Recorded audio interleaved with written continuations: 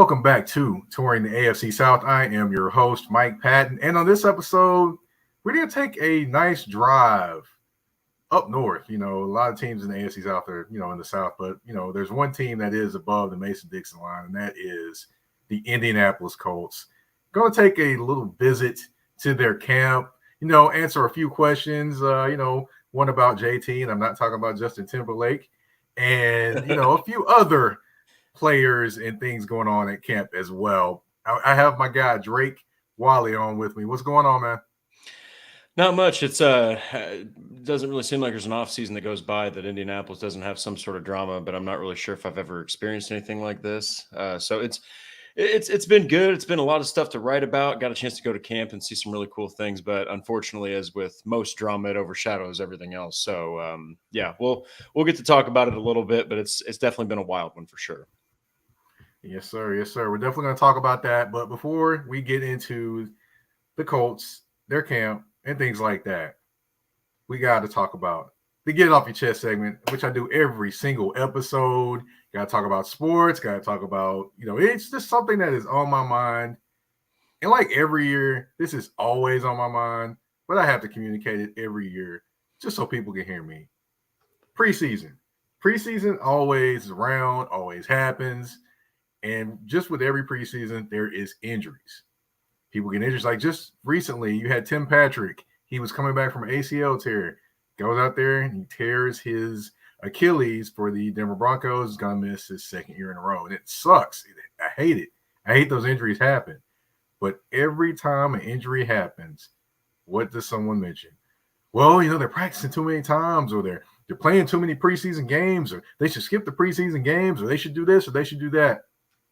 Well, there's a reason they don't skip those things. A certain thing called having a rhythm with the other players around you. You have to practice to establish that. Mm-hmm. Games, you have to look at people in game situations. You can't garner everything that they can do in a practice. You just can't do it. And then also, do you want to see sloppy football? I remember the one year we didn't have preseason, which was the COVID year, 2020. And everyone was complaining about how sloppy the games were. Well, if we don't have preseason, that's what you would see every single year, probably the first 3 games. Do you really want that as a football fan? The answer is no. So to me, all the fans talking about, hey, they need to get rid of preseason games. They need to do this, they need to do that. Chill. Because in any contact sport or any sport in general, there is always the risk of injury. There's no way to take it away. You can maybe able to try to limit it, things like that. The only way to take it away is if you have a player standing in a circle, hopping around on one foot. And even then, he may land wrong on one time and twist his ankle. Injuries happen, people. You can't take them away. Plus, you got to have some kind of rhythm, or else you're going to be like, well, this is bad football. You can't have it both ways. I mean, Drake, you got anything to add to that one? No, I absolutely agree. In fact, they already took away one of the preseason games, which, look, I understand that the NFL season, I don't think there's a sport out there, a professional sport, that has a longer off season. I mean, it's incredible. It goes from September to February and it's over. And then from February to September, it's another 7 months. So that's a long off season. So I get that people are, chomping at the bit for regular season football. But like you said, Mike, you don't want to not get. I mean, look at the case of the Colts, or look at the case of any of the teams in the AFC South, even a team like Jacksonville. Yes, they have Trevor Lawrence going into his 3rd season, but he's getting used to Calvin Ridley. He's getting used to new additions too. And the rest of the teams have rookie quarterbacks playing. So you want preseason. You want those guys to be able to get those live reps. I can't imagine a situation where, I don't know, even want to think about what it might look like if Anthony Richardson doesn't even, if he starts week 1 and doesn't even play a preseason snap. So you want preseason, maybe not 4 games, 3 is good, but for the people that are arguing that it's because of injuries, those, like you said, those you could just land on your foot wrong. Look at Joe Burrow. I mean, he was like literally hobbling off the field during that practice, and it turned out it was just, I think, a strain or something like that. So, and things can look worse or look easier than they might actually be. So you just never know. It's all about just doing the best you can to prepare your body, and that's what these guys are doing. But yeah, I agree, Mike. You got to have preseason. It would be pretty bad if you didn't. Yep. I can already imagine what you would look like if you had the preseason, no preseason, Anthony Richardson out there. This is what fans will be looking like. Yeah. Yeah. It And would be rough. I'm It would not be saying this about Anthony Richardson. It would be the same for CJ Stroud or any rookie quarterback that is not used to the speed of the NFL game. So mm-hmm. I'm just using Anthony Richardson as an example. Oh no, you're right. You're right. So I'm not downing Anthony Richardson. No. So I don't want anyone to think that. No. But yeah, that is the get off your chest segment for this episode. Now, of course, we're going to transition over to talking about the Indianapolis Colts. Now, we would talk about a particular gentleman that is actually practicing a little bit more than what people thought he would. But we do have to talk about a gentleman that hadn't even practiced the entire time. That would be Mr. Jonathan Taylor. Now, for those that aren't aware, or you've been hiding out under a rock, there is a little bit of a kerfuffle there with the Colts and Jonathan Taylor. Now, the latest is he demanded a trade after talking to Jim Irsay. Then there was reports he said that a couple days earlier. Then there was their talk that back injury. Then he goes on Twitter and says he didn't have any of those things. And I'm just like, I don't know what to make of this, Drake. To be honest, I think all of them have some fault in the whole entire situation. And that's where, I think from Irsay to, maybe Jonathan Taylor didn't handle one thing or the other wrong. But, ultimately, he wants his money. He's 24, which is younger than a lot of other running backs when they hit their extension. So, he isn't close to 30 yet like the other ones. So you could probably pay him a 4-year extension and see the max of it. But they don't want to pay him. Can you give me just like some grasp of this entire situation? It's playing out almost like a real good episode of Days of Our Lives, man. Exactly. You got Stefano on Days of Our Lives coming back from the dead, and you got Marlene, she's possessed by devils on the show, stuff like that. It's playing out like that. So can you just give me some kind of grasp of the situation since you've kind of been on the ground level of it? Yeah, like just to kind of make a very long story short. So obviously, Irsay really, everyone's talking about the agent. Look, we'll get to that. Everyone's talking about Taylor, allowing this to happen. Whatever, we'll get to that. It all started when Irsay needlessly fired out that tweet. Like that did not need to happen. Okay, that was the first mistake. Whether it was that he was right about the tweet, about his about the contractual agreement that the NFL had kind of made for all these positions and how hard it was to get that. That doesn't matter. He didn't need to put it out there because then Malky Kawa, who is Jonathan Taylor's agent, for those who don't know, he is also the agent for Shaq Leonard. Okay. And he got him that incredible deal, but he comes from the world of mixed martial arts. And he was John Jones's agent. So this is a guy who comes from a sport that, I follow very closely as well. It's professional wrestling, only it's real fighting. And these guys promote things by, trash talking and openly cussing. And it's accepted in this realm of sports, and that's okay. The NFL is totally different. He's bringing this mixed martial arts, almost, Don King boxing promoter style to this contract extension. And here's the thing. Even if you look back to Jonathan Taylor's college days, he had ridiculous usage at Wisconsin. Insanely high usage. Didn't catch very many passes, though. So he was not a receiving back, has not been a receiving back in the NFL. He has not been the best in pass protection. Now, on any given, carry, when he's got the ball, is he the best running back in the NFL? Yeah, and he's in the company of 4 other guys you can say that about potentially. But he doesn't catch the ball like Christian McCaffrey. He doesn't catch the ball like Alvin Kamara. He doesn't have the year after year after year consistency of Derrick Henry. Okay, he just hasn't had that yet. Derrick Henry, despite what people say, he hasn't shown any regression. So he can't really make that argument either. He has no leverage. He has no leverage now. He has no leverage long term. His agent has, I believe, done his job well and gotten into Taylor's head a bit. And so it's Taylor's fault for not saying anything and not demanding that something change, albeit he is in his second representation now. So he's 0 for 2. His first one he left to go to Malky Kawa because they had legal issues. So he's 0 for 2, but he's not saying anything. Irsay should have never started this on Twitter. And Malky Kawa needs to be far more professional. It's not mixed martial arts. He didn't have to do much with Shaq Leonard. He didn't do this at all with Shaq Leonard. So maybe it's because the position's being devalued. He thinks he can add a little spice to it. But to request a trade is hilarious. I mean, that's like even Michael Lombardi, Mike, on Pat McAfee, who's a GM, knows a lot of people in the league. He said, this is ridiculous. This guy's not doing a good job at all helping Jonathan Taylor. So I agree with you. I think every single person in this has a part to play, but you have to put most of the blame on JT and his representation because they're delusional almost. Like, I can't imagine unless the Colts get a huge offer that they're going to ship him off to anyone. I would say this. Honestly, I can't necessarily blame him for being kind of a little pissed off because Irsay. So to me, I think Irsay deserves more blame than what he's getting because he kind of poked the bear and got this thing started. So, I definitely understand people being mad at JT or feeling a way about Jonathan Taylor and his agent, things like that.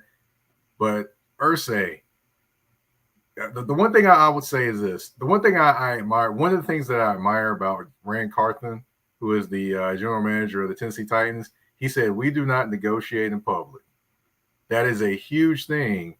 And Jim Irsay started negotiations in public because he may have felt the way. He may not have been particularly talking about his running back, but in an indirect way, you took a shot at your running back. So of course he's going to feel away. Now, should they have reacted, potentially the way they did? That's another story for another day. But when you poke the bear, you can't really tell somebody how they're going to react. Now, is he going to be traded or anything like that? I mean, there's always the potential that it could happen. Do I think it's a high probability? Probably not, but just because the running back position is not valued as much. But it's just an interesting situation, and to me, it could have been one that you could have been fighting behind closed doors, and then no one would have known it unless you put it out there. And now all sides have put it out there, and now you can't put it back in the bottle. Now it's all out there. So in this instance, that's where I say that Irsay being the owner, it deserves more to blame because he kind of started this mess. And then, in my opinion, he started the mess. But, it's true. To me, that's where I kind of, feel that. I understand the agent and the blame there. But, yeah, Irsay, no. But, this is on par for Jim Irsay as well because, he's definitely not one to bite his tongue, for sure. Yeah, very, very fair. It's just you kind of wish, hey, you could have, like you said, just keep that those talks behind closed doors because now there's a lot of factors that are playing into all this that didn't need to be around in the first place.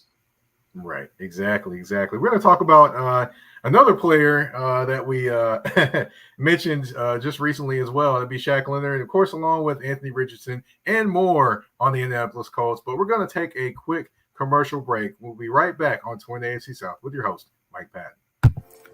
A shift. A shift is something that happens and changes the dynamics. And that's what happened when Garrett Logistics was born. After 10 years as a sales pro in the logistics world of sporting goods, John Garrett decided to pivot to the world of freight and start a brokerage. So you're saying to yourself, why trust Garrett Logistics? Well, Garrett Logistics helps shippers improve overall workflow, along with increased on-time pickup and delivery percentages. Last-minute loads, multi-drop pickups, and more are part of the services with Garrett Logistics. They're available Monday through Friday, 7 a.m. to 6 p.m., and Saturday, 8 a.m. to 12 p.m., all times Central Standard Time. So give them a ring at 615-400-8484. That's 615-400-8484, or you can email them at john@garrettlogistics.co or visit their website at garrettlogistics.co. Garrett Logistics, where the motto is, it's not just freight to us, it's your business.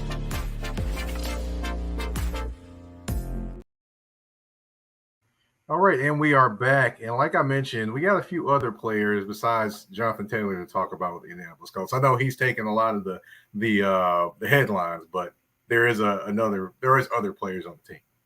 And one of those other players you just mentioned is rep by the same agent, which would be Shaq Leonard. Now, last year was a bumpy season for him. He wasn't healthy, the calf, the back, things like that. Then he gets on the field. I think he breaks his nose or it takes a shot to the nose, and then he's out again, and he just never could get any consistency being on the field. So going into this year, of course, there's word that he's out there practicing, doing his thing. So what have you seen, of him practicing on the field? Have you seen him? Does he look in some instances like the old Shaq Leonard, kind of flying around out there? I'd say that physically, there's two aspects to it. Like physically, he's getting there. You can still tell that there's not as much explosiveness yet. It's a long, long, long recovery from a nerve injury, especially one in your back that leads to other areas of the body feeling pain and weakness. So he's definitely looking better than I've seen him look in a while, especially, and by a while I mean from the beginning of last year on. It's been a minute since we've seen him look that good, and he's getting better as practices go along. He's out there nearly all the snaps for 7-on-7, nearly all the snaps for 11-on-11, and he didn't even start on the pup list, which is huge. But as far as what he looks like, his personality, the way he's talking, as excited as he looks, he definitely is starting to look more like the maniac. He's starting to look more like that guy who had 5 interceptions in 2019 and just took the entire league by storm his rookie year. So I mean, it's a huge deal that he looks good, that he feels good, and you just hope to see him continuously, get better and faster up to where he's, feeling way more comfortable and playing at a high level again. Yeah, it's definitely I remember at a point in time that him and Fred Warner were the standard bearers at inside linebacker. Fred Warner still being that guy, but Shaq kind of took the regression last year just because injuries and things like that. So it would be definitely good to see him step back up to that level that he was at a couple years ago. Now, say that he does step up to that level, say that he does become that guy again.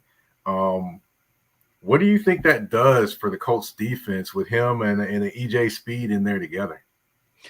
Well, I mean, it completely revamps the defense. Like all of a sudden, if you're a quarterback, you have to be looking for Shaq Leonard in the passing lanes because he's a very light linebacker. He's not huge, so he is built more like a big cornerback almost. The dude's like 230 pounds, so he interrupts passing lanes. He's good enough at doing that he causes quarterbacks to go elsewhere with the ball. Could open up, turnovers for other players on the defense, but it's really just the way he commands the linebacking core. And like you just mentioned, EJ Speed, we've also got Zaire Franklin. Both those guys played pretty well with Bobby Okereke, and then he goes off to New York, and everyone's thinking, well, Shaq's got to get back in that linebacker core because with him there, those 3 guys could be one of the top 10 linebacking cores in the entire league. So without him, they're pretty good.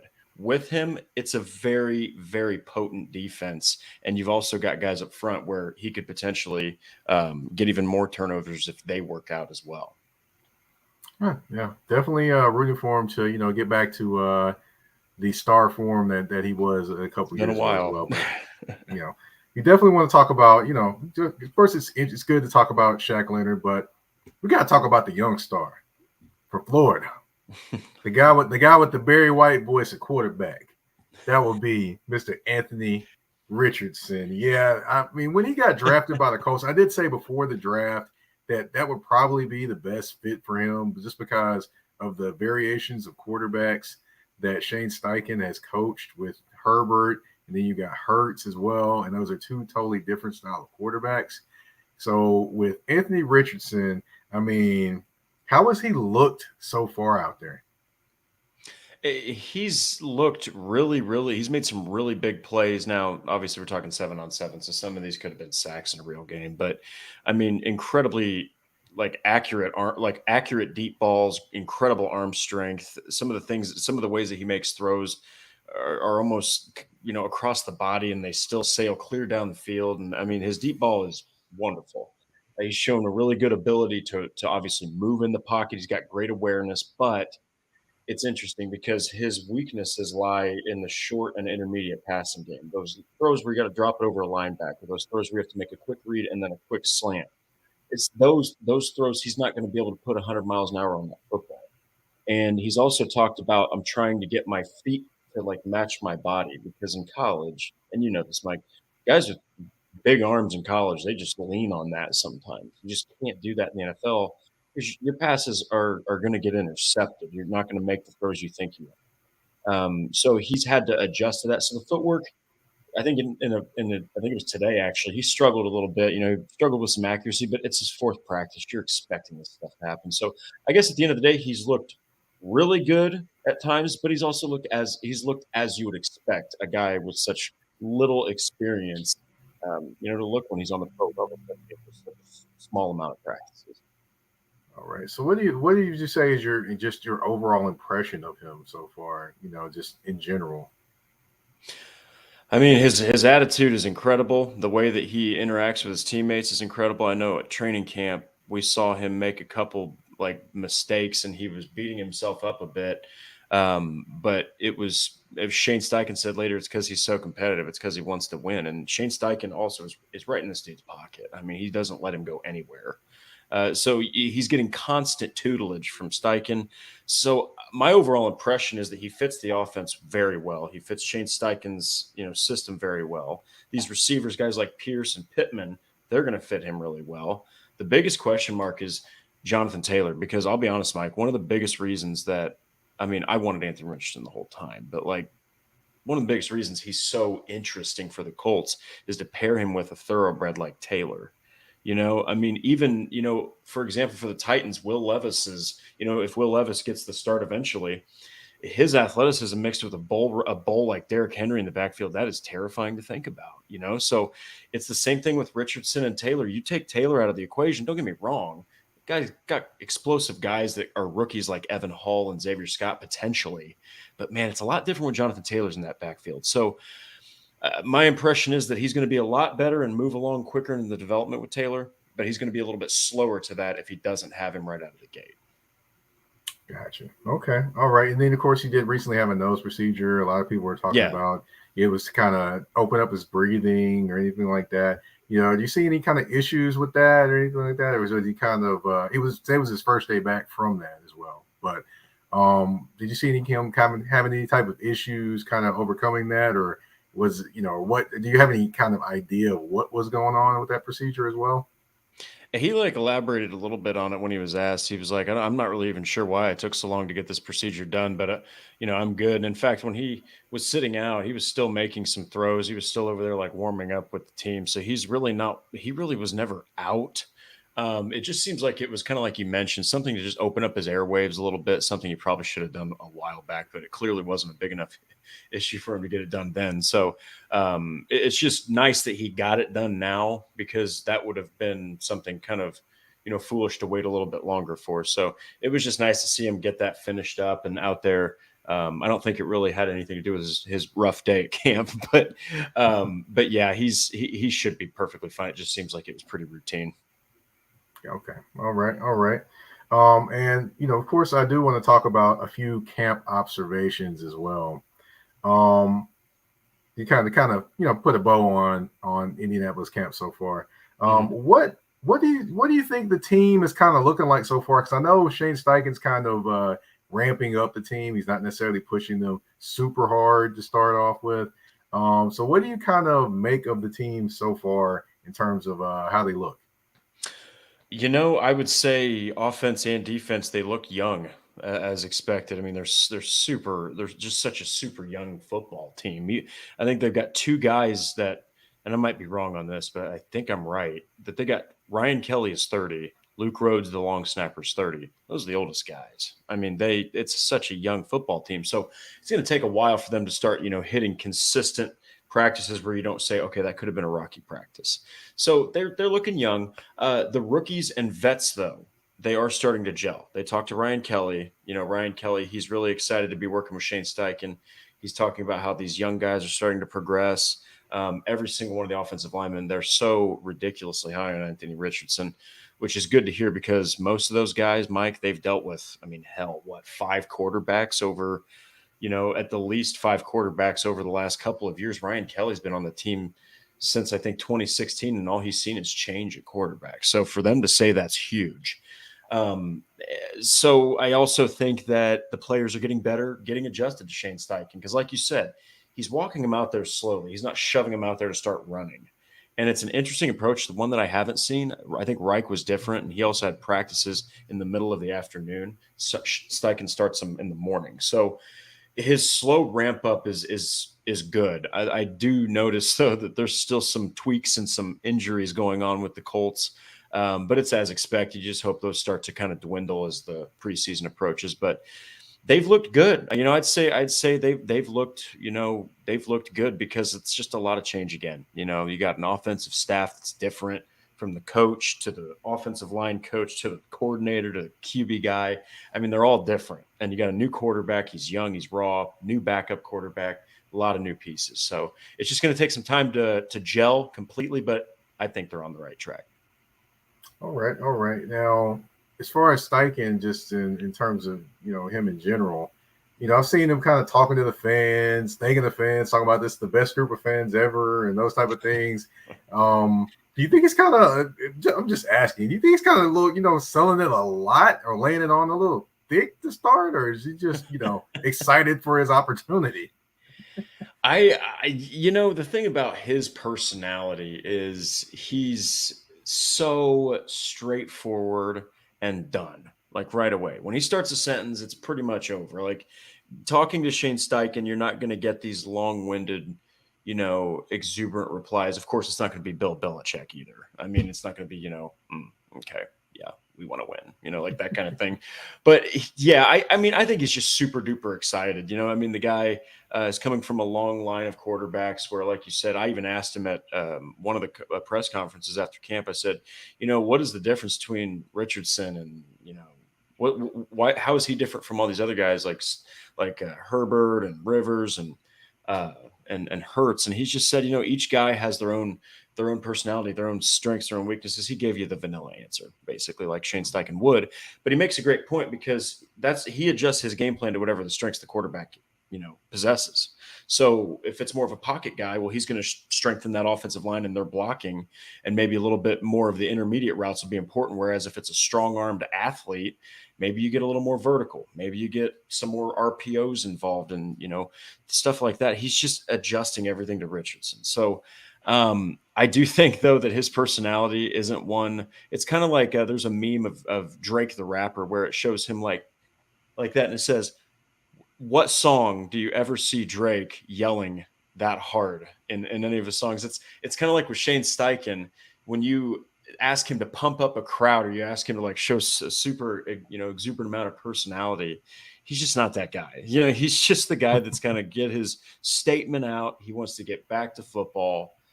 I feel like that's all he's focused on, when he's not with his family. So not surprised to hear you say that, because it does seem like he could be laying it on just a little bit thick, because Philly's crazy. You can't tell me those fans aren't awesome, Yeah, it's interesting. But I do have a couple other questions for you.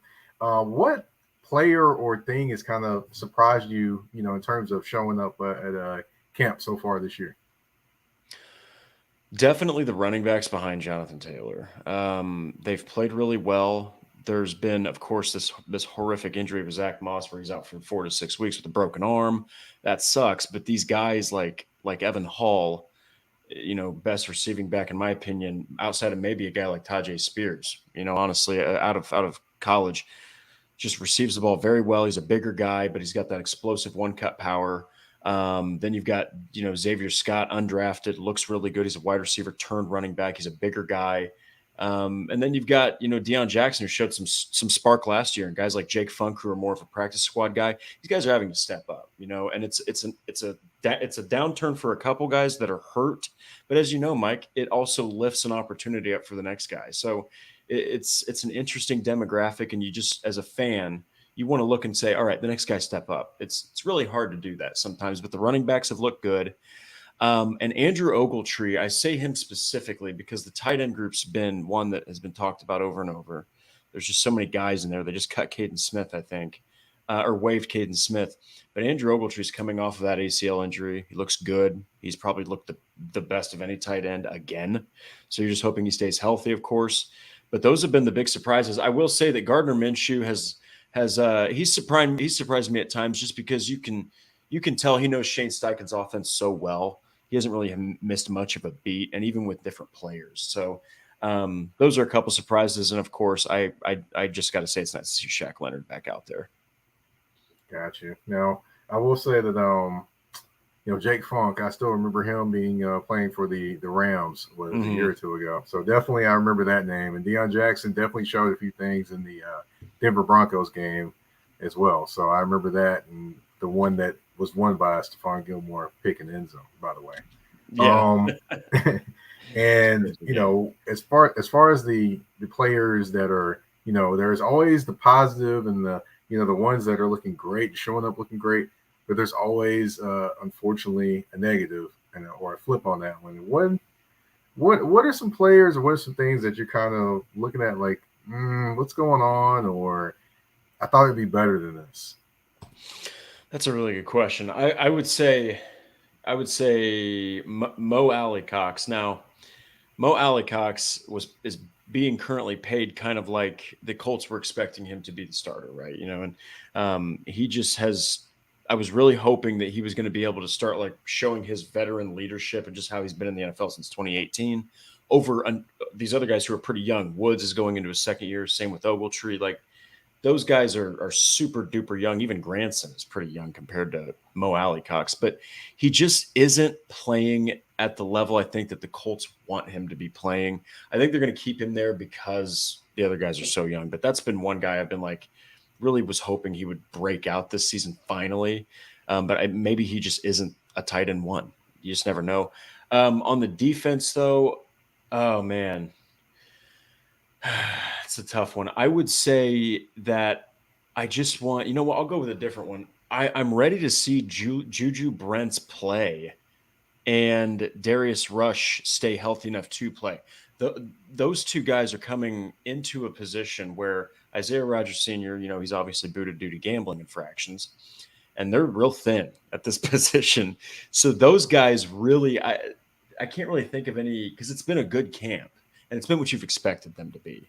So there's not really any guys I'm too hard on. I guess I would say what? I'll throw it back on the offense. The offensive line, you just hope to see them continue to improve, because there have been some moments where the defensive ends have kind of blown by the tackles when you've been switching out Blake Freeland, who was drafted. He's a swing tackle, and Bernard Ryman is walking into his second season too, so he's getting his footing still. But hopefully the offensive line doesn't suffer like it did last year. It was pretty bad. Yeah, that was a rough one for sure. Yeah, I'm pretty so sure. There was a couple bad offensive lines or offensive groupings in the AFC South last year for sure. More than a couple, there was three. But but yeah, hopefully for Colts fans that turns right side up, and hopefully we continue to hear some positive things about Shaq Leonard. We don't know what's going to happen with the JT situation, and as far as Anthony Richardson, hey, let the young kid rock. That's all I can say. But we're going to take a quick commercial break. And when we come back, we've got a game. 5 questions, 2 answers, and 1 choice on tour in the AFC South with your host, Mike Patton. You ever missed your mom's home-cooked meals? Well, you're not always able to get to those, but you are able to get to H&T's Home Cooking. Established in 2005, Patty Palin and her staff go out 6 days a week to create some of the best home-style meals you can taste, and at a fair price. So if you're in Nashville and you like chicken and dressings, green beans, macaroni and cheese, and other things, stop by H&T's Home Cooking. Their address is 2264 Murfreesboro Pike, Nashville, Tennessee 37217. And they are open Monday through Thursday and Sunday 11 to 6:30 and Friday 11 to 7. And if you want to order online, of course, the option is available as well at hthomecooking.com, or you can call 615-367-0049. H&T's Home Cooking, food for your soul.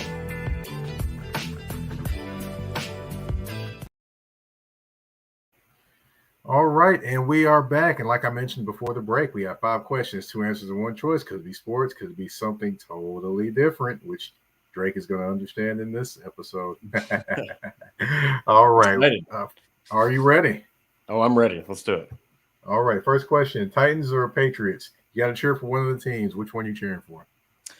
Oh man. You know what? I personally feel like, I mean, I know that there's pretty bad blood between Titans and Colts fans, but I got to go with you said which one would I root for? Yeah, which one would you root for? I'd root for the Titans. I just still cannot stand Bill Belichick.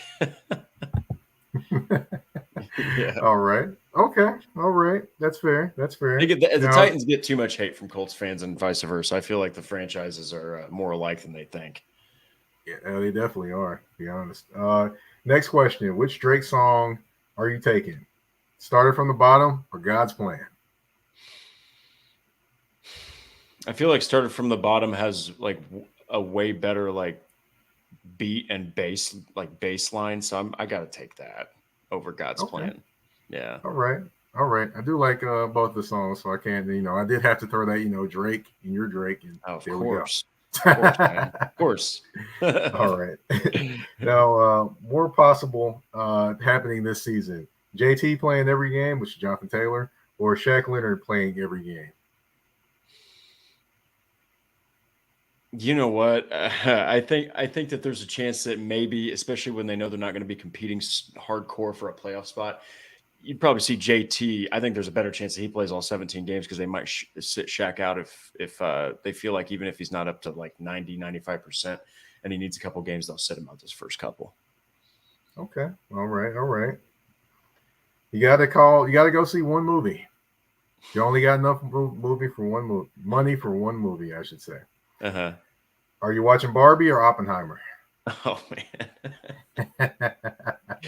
Oh geez. You know what? Given what Oppenheimer is about, I'll actually go with something more cheery and probably like underrated and funny. I'll go with Barbie. I'll give it a shot. Why not? All right, man. Got you get your Ken outfit ready, man. There we go. All right. And let's see, the last one, Anthony Richardson, over or under 12 starts this season? Oh, I think that's going to be over. I think the lowest amount would be 12 because he'll probably start like week 5. I think at the latest. Okay. All right. That's 5 questions, 2 answers, and 1 choice. And that is the end of our show. I want to thank you, Drake, for coming on. Can you please tell everyone where they can find you? The podcast, you got to talk about that. You got to talk about the writing as well. And of course, social media also. The floor is yours. Yeah, so on Twitter, obviously, follow me at DWalsterDrake. I've got a podcast that I co-host with Andrew Moore. He's at Andrew Moore NFL, called The Horseshoe Huddle, and we also write for that. So it's Horseshoe Huddle, but it's actually on SI.com and Fan Nation. So go check us out there. But the whole channel is at Colts on FN. Where we just are constantly pumping out content right now because not only is there training camp going on and do the Colts have a bunch of rookies and an exciting quarterback in the midst, they also have a whole crap ton of drama that their owner starts like we just talked about. So go check everything out if you're looking for Colts news at Colts FN. All right. All right. Well, I want to thank everyone for tuning in. Of course, you can find me on Twitter at MikePatton82. That's MikePatton82. You can find me on Threads and Instagram at that's THA, not THE, _general_MP. Of course, touring the AFC South, you can find it on YouTube. Hello, everybody. And you can also find it on Spotify, Apple Podcasts, Google Podcasts, Amazon Music, iHeartRadio, you name it, we are there. So go ahead and subscribe, share, drop a comment, do whatever. Hey, show us you're there. Show us signs of life. All right. But yeah, definitely thank you all for tuning in. Thank you all for watching Touring the AFC South with your host, Mike Patton. We're out.